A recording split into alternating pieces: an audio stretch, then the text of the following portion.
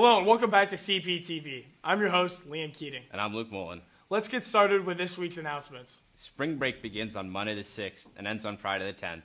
Enjoy your week off. On Thursday, the Crane Prep basketball team will be heading to state. They'll be facing Norfolk in the first round of the playoffs at 7 p.m. in the Pinnacle Bank Arena. Be loud, be proud, go Jays. There's a student council meeting on Monday the 13th. On Tuesday the 14th, we have an early out due to a teacher workday.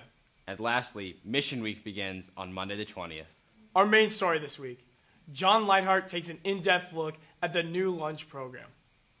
The redesigned commons and the inclusion of Flick services are easily some of the most polarizing changes that Prep has had to face this year. I sat down with Director of Dining Services John Dye to talk in depth about the challenges he has had to overcome in getting the program on its feet, along with the philosophy of Flick itself. So, and we don't have as much equipment as you'd normally like to have in a facility like this doing that many people. So the challenges are organizing the production of the food so that it gets produced in a timely manner, efficiently, and all the hot food's hot and the cold food's cold, and get it out there every day on a daily basis. But this is the 36th property I've opened from the ground up, so I'm pretty familiar with opening restaurants and hotels, etc.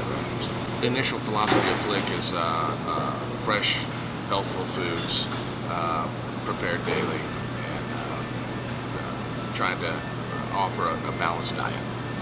As a leader and a chef with as many years experience as I have, for me the newness comes with the facility itself and dealing with a younger student body. I mean, I've fed plenty of young people in my day, but the bulk of my guest base, if you will, patronage now is a young student body in a high school setting. So, you know, those present their challenges as far as having your staff communicating with the youth and opening doors. This has been Sean Keating with CPTV.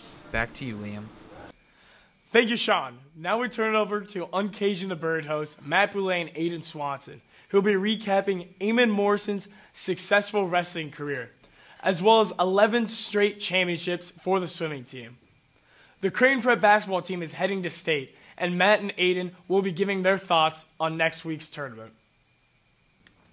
I'm Matt Boulay, expert of sport. And I'm Aiden Swanson, sports expert. This past weekend, the Creighton Prep swimming team won their 11th consecutive state title, led by seniors Will Jaden, Michael Simmons, Caleb Peaty, Sam Beekler, Irving Delgado, and Jacob Schute.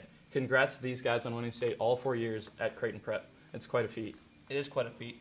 Speaking of quick feet, throwing it back over to state wrestling, senior Eamon Morrison, who was a fourth seed coming in and not anticipated to do that well, actually ended up getting second place in his weight class, which is fantastic. This just goes to show, don't sleep on Eamon Morrison because he'll just wake you up later. Going over to basketball, The Junior Jays started the regular season with a win against Millard West and ended the regular season with a win against Millard West in the Hyder Center. Junior Spencer Mose was clutch from the free throw line, hitting 13 of 14, and the Junior Jays overall hit 20 of 21.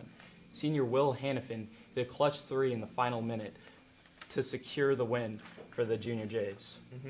Junior Jays play next Thursday at Pinnacle Bank Arena at 7 p.m. against Norfolk, with the possibility of playing Omaha South or Lincoln Pius X, depending on who wins that matchup. Make sure you go to as many of the state games as you can, because it's bound to be wild. Back to you, Luke and Liam. Thank you to Matt and Aiden for another wonderful Uncaging the Bird segment. And thank you to all of our viewers for tuning in this week. Be sure to watch episode 5 of CPTV after spring break. Thank you.